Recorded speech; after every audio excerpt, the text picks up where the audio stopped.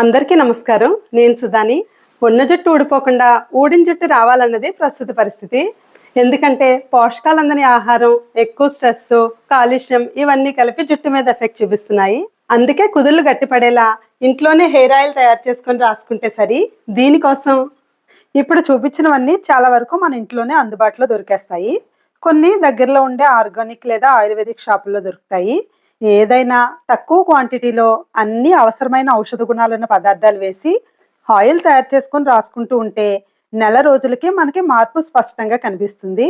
అందరూ ఇంతంత తక్కువ వేసే కంటే ఎక్కువ ఎక్కువ వేసుకుంటే వాటి పోషకాలు ఎక్కువ అందుతాయి అనుకుంటారు. అలా కాదు, తక్కువ మోతాదులో అందిస్తే మన బాడీ మెడిసిన్ లాగా రిసీవ్ చేసుకుంటుంది. అదే ఎక్కువ మోతాదులో అందిస్తే బాడీ యాంటీబాడీస్ని తయారు చేసి వాటిని రిజెక్ట్ చేస్తుంది. అందుకే ఎటువంటి అపోహలు పడకుండా ఇలా తయారు చేసుకోండి.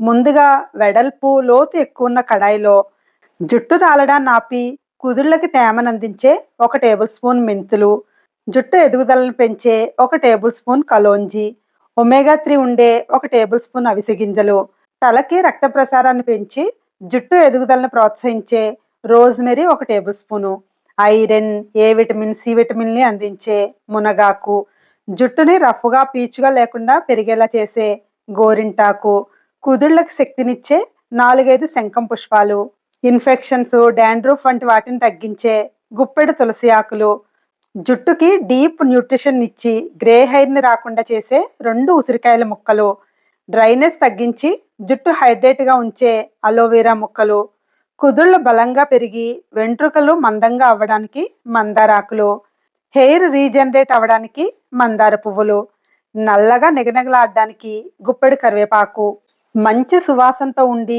కుదుళ్లలో ఫంగస్ వంటివి లేకుండా చేసే గంధ ఖర్జూరాలు కొద్దిగా చాలు. జుట్టు పెరుగుదలకి అవసరమైన సల్ఫర్ని అందించే 1 ఉల్లిపాయ ముక్కలు వేసి గాను దగ్గర నుంచి తెచ్చుకున్న లేదా మీకు అవకాశం ఉన్న 1/2 లీటర్ కొబ్బరి నూనె వేసి దురద లేకుండా మంచి సువాసననిచ్చే కాస్త పచ్చకర్పూరం, తలకి చల్లదనాన్నిచ్చి బరువుగా అనిపించకుండా రాసుకున్న ఇబ్బంది లేకుండా జుట్టు బలాన్ని పెంచే 50 గ్రాముల వట్టివేళ్లు వేసి లో ఫ్లేమ్లో అన్ని నిదానంగా మరిగేలాగా కలుపుతూ ఉండాలి. మధ్య మధ్యలో కలుపుతూ ఉంటే అడుగు మాడకుండా అన్ని సమంగా ఉడుకుతాయి.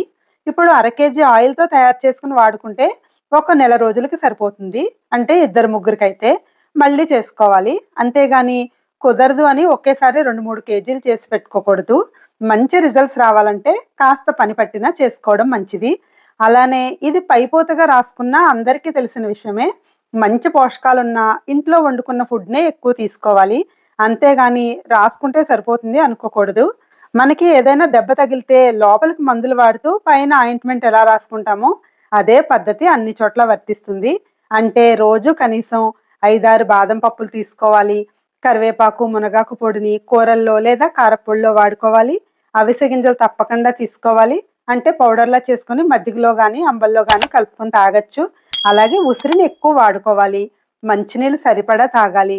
మసాలాలు, బయట ఫుడ్స్ చాలా వరకు తగ్గించుకోవాలి. అలానే మెయిన్గా ప్రోటీన్ ఫుడ్ అంటే పప్పులు, పాలు, గుడ్లు ఎక్కువ తప్పకుండా తీసుకోవాలి.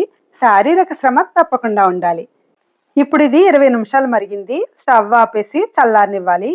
ఇలా కాస్త రంగు కూడా మారుతుంది. చల్లగా అయ్యాక కాస్త పిప్పు కూడా లేకుండా క్లాత్తో నిదానంగా వడపోసుకోవాలి. ఎందుకంటే కాస్త రజ, పిప్పి లాంటివి వస్తే రాయగానే దురద పుడుతుంది. ఆ చికాక్కి తర్వాత రాసుకోవాలంటే ఇంట్రెస్ట్ పోతుంది. అందుకే రెగ్యులర్గా వాడుకునేలా తయారు చేసుకుంటే ఎక్కువ రోజులు ఇంట్రెస్ట్గా వాడుకుంటాము.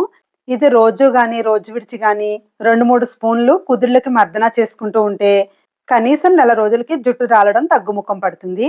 ఇది పొడి గాజు సీసాలో వేసుకోవాలి. అలానే 1-2 స్పూన్స్ తీసుకుని మూత పెట్టేయాలి. అంతేనండి, హోమ్ మేడ్ హెయిర్ ఆయిల్ తయారైపోయింది. నచ్చిందా మీకు? నచ్చినట్లయితే తప్పకుండా లైక్ చేయండి, ట్రై చేయండి. అలాగే మా ఛానల్ని తప్పకుండా సబ్స్క్రైబ్ చేసుకోండి. Thank you for watching.